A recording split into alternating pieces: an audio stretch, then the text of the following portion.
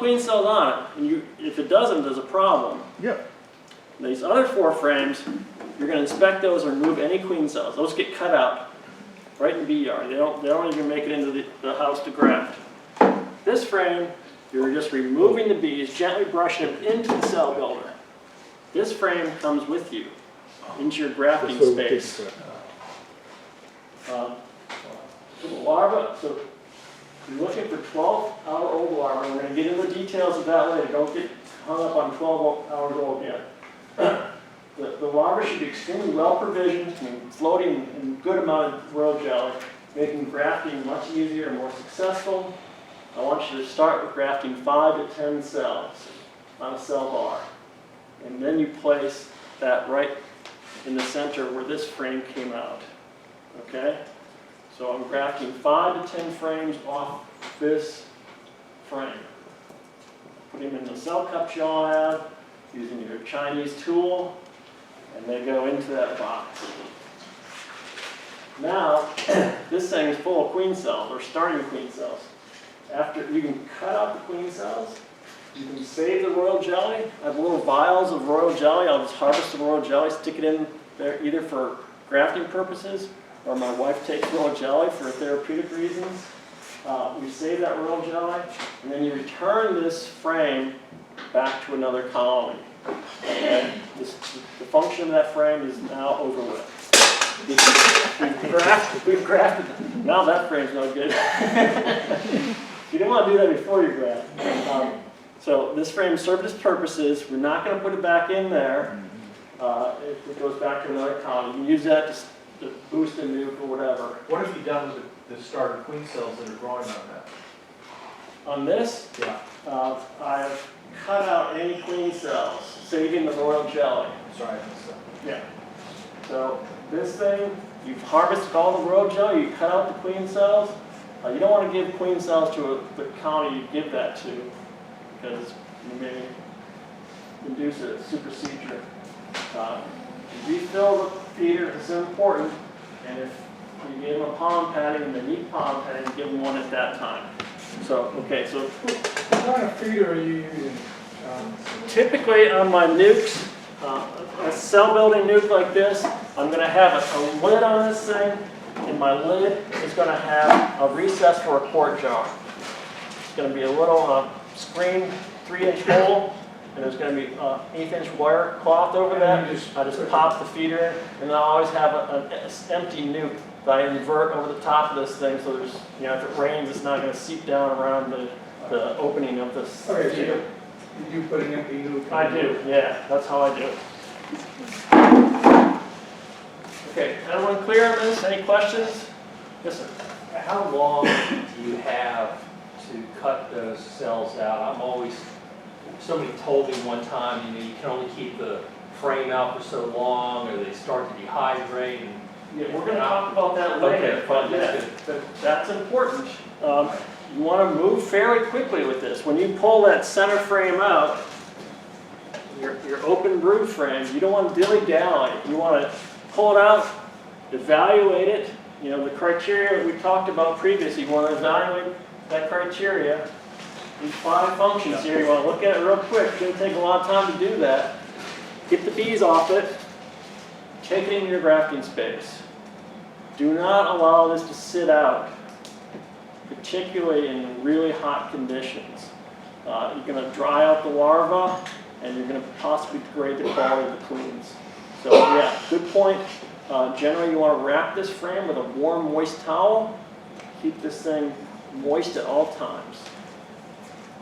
So when Christine came over, we didn't do that necessarily. We just went from this. We had to circle the house a few times. Yeah, we had some nasty bees that day. But it still worked out.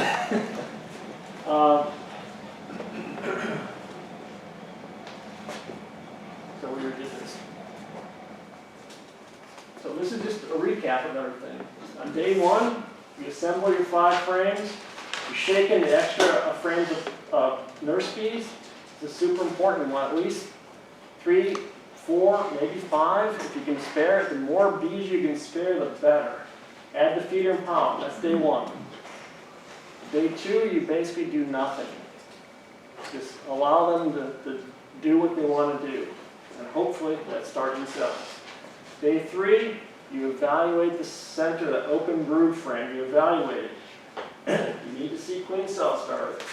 If all's well, provide the grafted cell bar with 12-hour-old larva. Give no more than 10 cell cups per shot with a little 5-frame nuke like this. Don't give them 45 queen cells. You may get 45 started. They're going to turn out to be little runs like that. Okay, you want them to concentrate their efforts on a few number of cells. 10 days later, you harvest your queen cells, put them in mating nukes, and be sure to send me a picture of your success, all right? I want you guys to keep me in the loop on how this pans out for you. Sean, Yes, when sir. you put those queen cells in mating nukes, how many? One. So you don't, Oh, I never double up. I never double up. And that's a waste of resources. Why would you put so much effort into making a queen cell to put 2 in a nuke, allow one to emerge first and kill the other? That's ridiculous. that's why I'm not a master beekeeper yet. No. I'm saying there's someone in the Hampton Roads community that advocates that, and I think it's crazy. That is really a waste of resources. So there's some ability to read a colony here. Okay, you want to evaluate the cell builder. So when Christine and I graft on this frame, we put it into the cell builder. There's a lot of bees in the way. When this grafting frame, I should probably use the real frame. Or boiling. They're boiling out of this thing, right? You want bees spilling out of this thing. You don't want, if you see this situation right here, there's an empty slot, you got that in there, there's a problem. We had to float them down the bees. This frame will float Sunk. through a sea of bees. Slowly, don't push it, just allow it to float. And then you know you've got the cell builder right. Okay? So it's got to float down to a sea of nurse bees. If nurse bees are not festooning between the cell that you pull out, just in the period that you grab that frame out, graft it, if they're not festooning in that gap, there's a problem. Stop. You're not going to get good cells. If they're not boiling out of this thing, filling that gap, restart. Put some more bees in there. Throw the grafts away. Don't waste your time. So once you know that you have enough bees in there, you put your grafts in there, you're going to be very anxious. You're like, expecting parents. You go, on, check that frame off. Try to prevent that urge. So 2 days later, 2 to 3 days later, you can take a peek.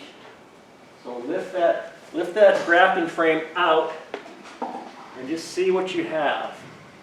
You should see it something like this at about 2.5 days. So no capped cells at 2.5 days, right? You're going to have nicely started cells.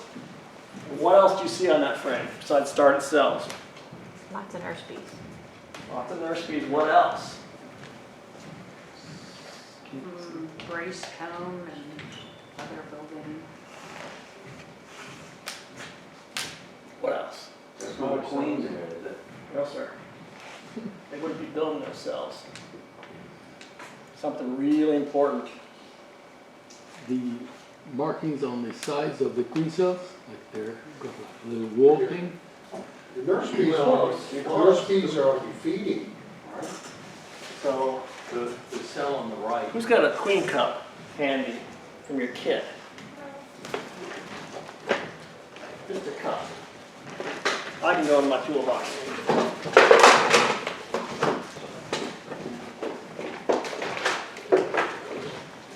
Stooning on the wall. A lot of royal jelly. So these are the cell cups. They come in different colors, right? You gave them gray. Gray are my favorite. But this is a yellow one. This is a yellow one here. They're almost perfectly clear, right? translucent for sure. What do you see here? Oh, filled with royal jelly. These things are packed. 2.5 days. They better be full to the rim with royal jelly. If they're not full of royal jelly, problem, big problem, okay? These things have to be totally filled with royal jelly. So day 2, 2.5, you want to just peek at those cells. Yeah, they're full of royal jelly. Close it up.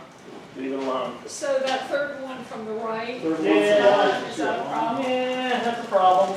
Okay. I would probably let that one continue. But yeah, How about the blue one on the right there on the inside? this one's fine. No, that one. This one, no, that's the one she was talking It's about, short. yeah. It's short and the royal jelly's not filled all the way. So there's an issue with that. You can call that one. You know, you got 10 cells, you can call one. Not gonna change things really.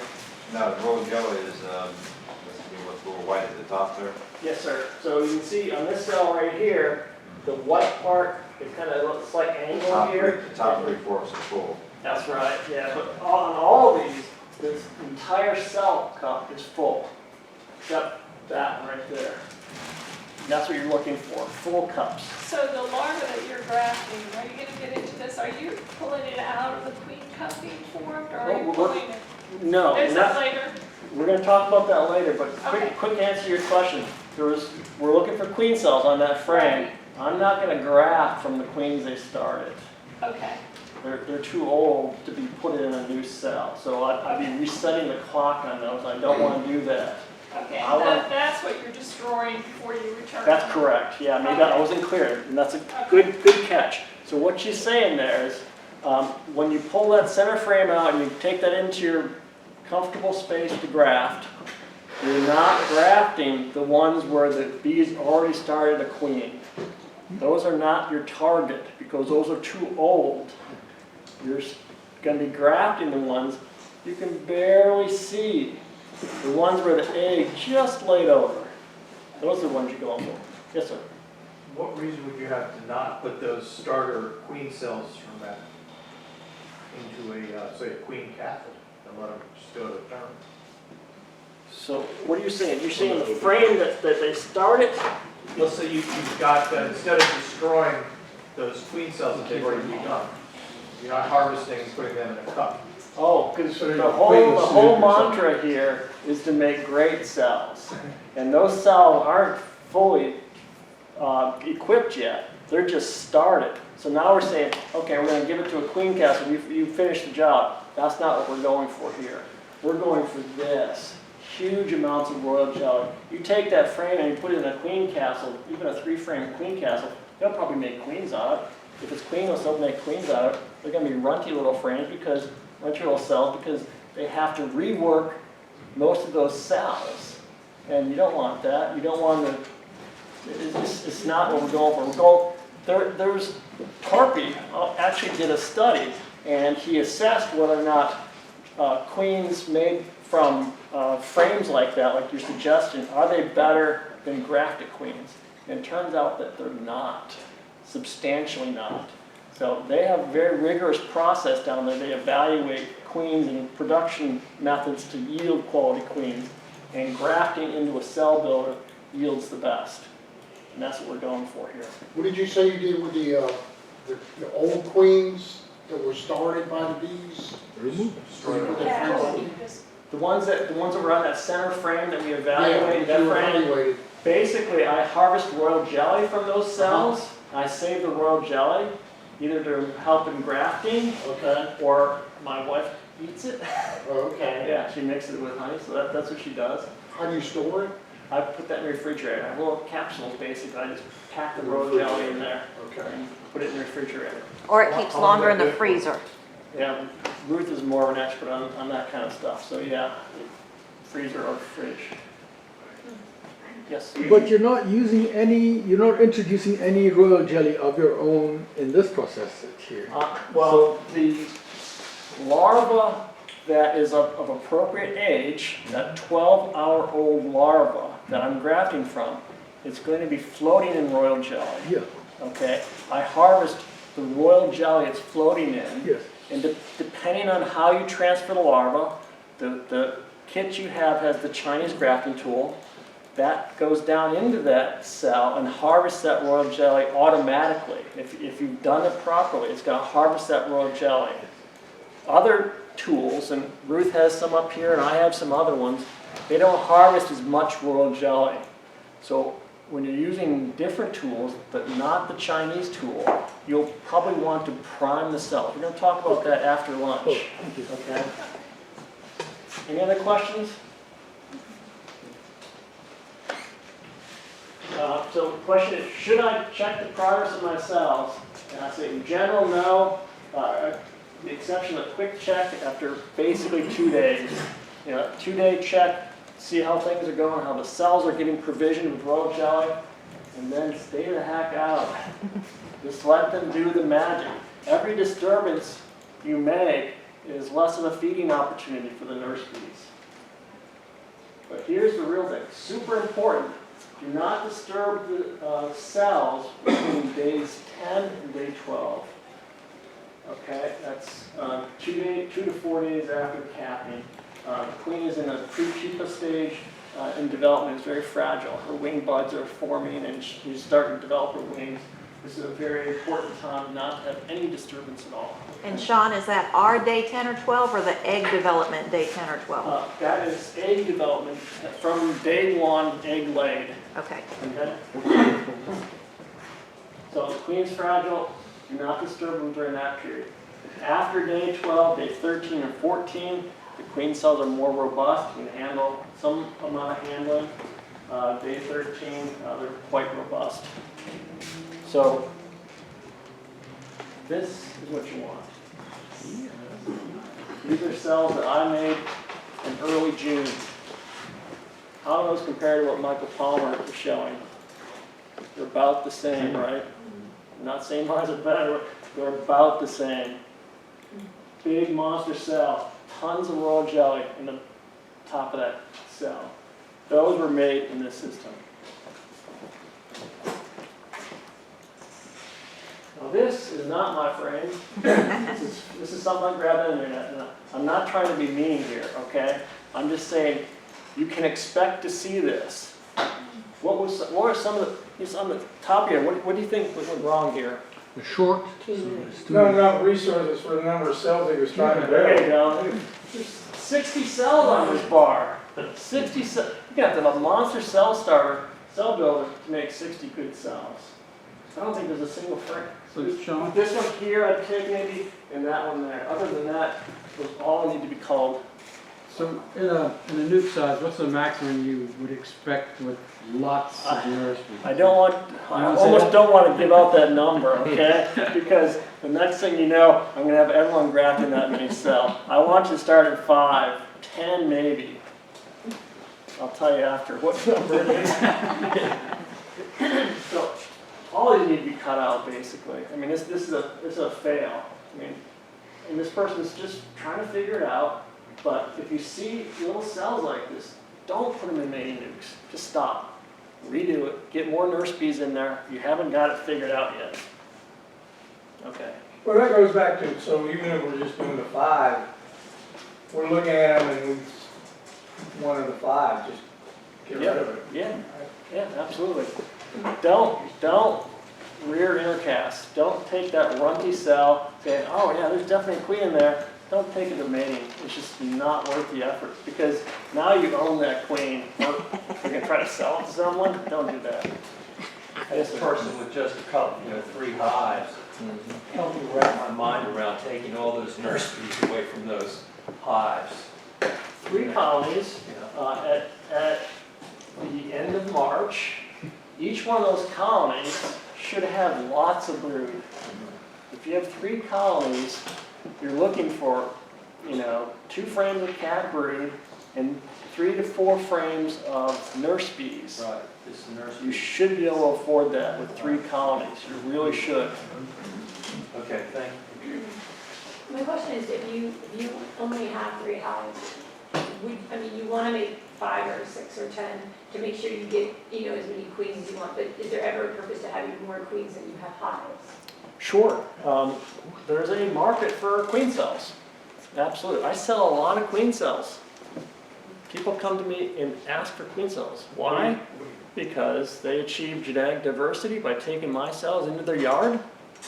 2, they're cheaper, a lot cheaper. They're more readily available. I'll often make more cells than I need because I know there's going to be people asking for them. So, What do you yeah. sell them for, Sean? Well, last year I sold them for $10.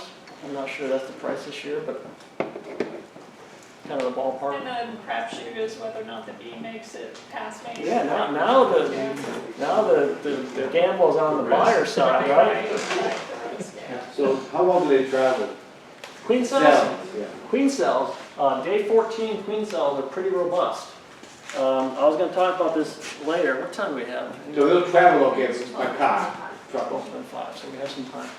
Basically, I have this little thing, it's a 2x4, 5/8 inch holes drilled through. I drilled through, all the way through. There's some discussion about queen cells need some oxygen, so I may potentially not break drill. I broke through a lot, so there's kind of some air space there. You can, we're going to talk more about this later. Potential of someone having an incubator. I want to have this block at incubator temperatures, which are about 93 degrees. And I can put queen cells in each one of these 5/8 inch hole, and they'll store quite well when I leave my house and go to my out yards and distribute these. So that's one of the things I use to transport queen cells. And if someone comes to my house and wants a good number of cells, I just hand them this. It's been in my incubator. I said, there you go. Any other questions? This is the most important section of the day as far as I'm concerned. We're going to have part 2 after lunch. It's a different twist on a cell builder. It's leveraging Michael Palmer's technique he uses. It's much easier to get large populations of bees. This, you kind of have to, it's very good, but you have to be able to read the colony a little bit better. You have to make sure you get a huge amount of bees in a small space to make good cells. This thing I'm going to talk about after lunch, it's a little more automated in terms of, you know, getting a large number of bees, but it's more intensive. It's more steps, it's more lifting, it's more colony management, yeah. Yes, sir. Hey, these cups, these are different diameters, is that the colors? No, the colors are only for, I use the colors exclusively for determining the origin of the queen. When I graft, I'll sometimes bring in 3 or 4 different queens on a particular grafting day. And I use different color cups to designate which breeder queen that larva came from. To go in the same box? To go in the same box, yes. They will all go into the same box, and I'll take notes, you know, breeder R78 is in gray, breeder R75 is in red, and so on. So that's how I keep track of what larva is in which cup. Yes, sir. Me? Terry, sure.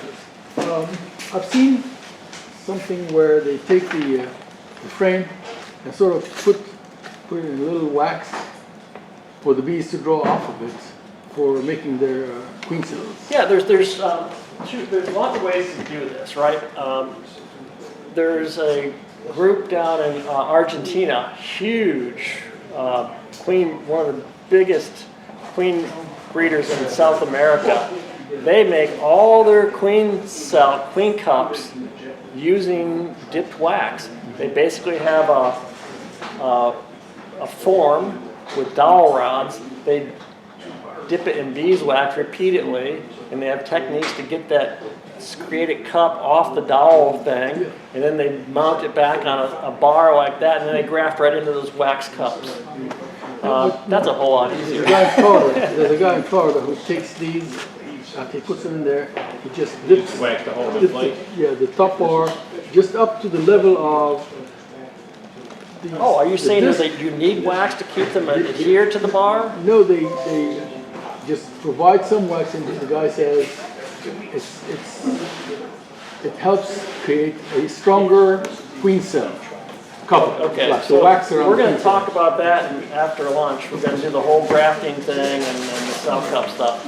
My question was, once you pull the frames out that you're grafting from, how long do you leave that out?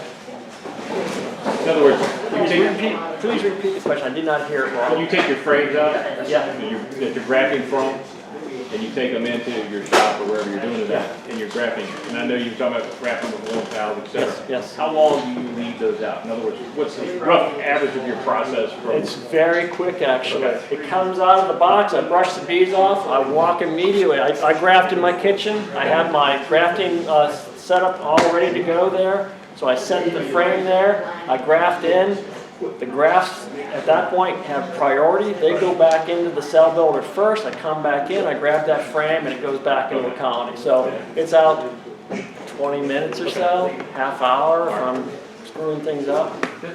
Yeah. Yeah, I was just kind of wondering how long that. No, it's pretty quick. Okay. You know, My farm doesn't larva's not start. drying out. That's Right. the key. It's Right. not getting exposed to extreme temperatures, either hot or cold, Yeah. and in Hampton Roads, it can dry out larvae very quickly. Even if you bring it into an air-conditioned space, the humidity is generally low, right? You can desiccate that larva, and you want to definitely avoid that. Yes, sir, all the way back. Does time of day matter? Yeah, I can't hear. keep it extraneous chatter down, please. Does time of day matter? Is it morning, afternoon preferred? Whatever works best for you, honestly. I have not heard or experienced grafting in the morning versus the afternoon. Are you talking about setting up the thing or grafting? Which part of it? Graft, it does not matter. It does not matter. The key in grafting is being able to safely and completely lift that larva out of the cell and put it in your cell cup. That's it. And choosing the proper age larva. That's the magic of grafting. Temperature though, is that important? Temperature, you don't want to expose the larva to extreme temperatures. That's key. That's absolutely key. So if it's a cool day in the end of March, you want to be fast. You want to take that frame out, clear the bees, get it into a conditioned space, warm towel, moist towel on the frame. And when I graft, I take my cell bar, and Christine can attest to this. Basically, when we graft, I have the bar loaded up with cells. You guys are not going to load it up. A warm, wet And then a paper warm, towel. wet paper towel. I start on one side, and I move that paper towel step by step. Graft, move the paper towel over. Graft, move the paper towel over. So all the pre-grafted stuff is being covered by a warm, wet towel at that point. That's how I do it. Any other questions? Can we take some pictures of some of your slides as we go? You're going to have everything. You download the whole thing. I'll email it to you. Okay, because I wasn't sure. Yep, we'll go back to any other questions? So this was the magic, so I hope you all got a good sense of what it takes. Don't get discouraged if the first time you do this, it comes out with those slides that I'm so great. You get these, shake it off, call them out, start again. These little cups, you don't precondition them or put anything in them. We're going to talk about that, but there's two thoughts on that. Okay. Some people say, take those cell cups and give them to the bees for a day. To condition them, clean them, polish them. Get bee smell on them. Get bee smell on them, yeah. I don't. I've never done that. I've tried it and I didn't really notice the difference. Since then, I pull them out of the bag, graft right into them. I don't do anything other than just pull them out of the bag, put them in the cell bar, graft into them. Yeah, if there's debris and, if there's like dust or something in the bottom of them, that has to be cleared out, but, yeah. No, I don't pre-polish them. I don't think it would hurt things, but it's just an extra step. It's not gonna hurt it, it's definitely not gonna hurt it. It's just, do you need that extra step to make the quality clean? And, Have you ever grafted No, and you had don't. them clean out the entire bar? have I had to? Have you grafted, put it in a colony, and then had the bees clean out the entire bar? No, I've never had that happen, but it can happen. So that tells you that either the grafts were not good, or the colony is not in a cell building mode. The cell building mode could be because you don't have the right bees in there, or you have a queen in there. So those are the things that can happen. But yeah, if they clean out all the cells, then something is very, very wrong. That's but see, that second day when we take that center frame, wherever it went to, and we pull it out, we read it. Remember those 5 criteria? We look at that cell. And you wanna see them You want to see starting. So at that point, you kind of know with a fair degree of certainty that that colony is in cell building mode. So when you give them that bar and they don't build cells on that, that means that probably the grafts were not done properly. Okay, we're going to have grafting in the afternoon. That can happen from a variety of reasons. Question? You just said we were doing grafting, like what's the number one mistake you make in grafting? Yeah, well, we're gonna talk about that in detail. Do you reuse the cups? I do not use the cups. Okay. I wish I could, but I don't. It's a lot of effort. These things are fairly inexpensive. I mean, it's plastic in the environment, so if that causes you grief, then try to work through it. I mean, get some way to polish them out easily, but it's just too much labor for me. Break for lunch? Yes, let's do it. All right, so what we have here, we have Subway sandwiches that are, they're all the same, ham and turkey with hot wings, if you don't like them, just pick them off. So there's a sandwich back here, there's potato chips, there's cookies, there's peanuts, there's muffins, there's different kind of drinks, water, sweet tea.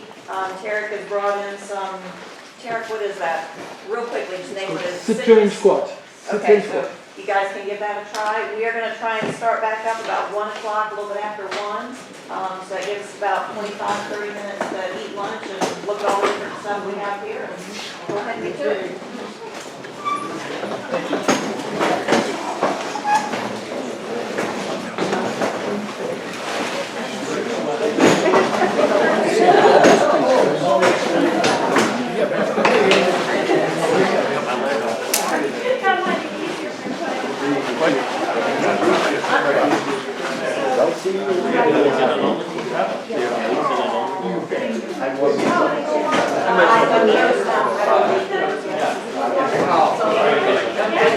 Yeah, I can actually make it convenience because I live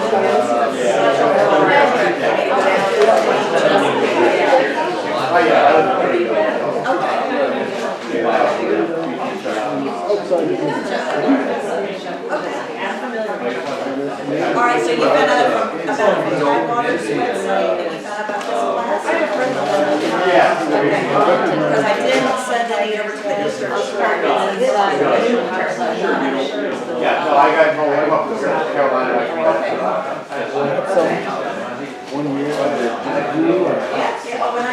I'm looking for anybody's good. That's awesome.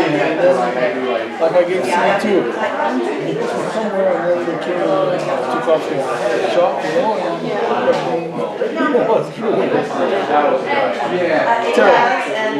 There's shopmakers that gave me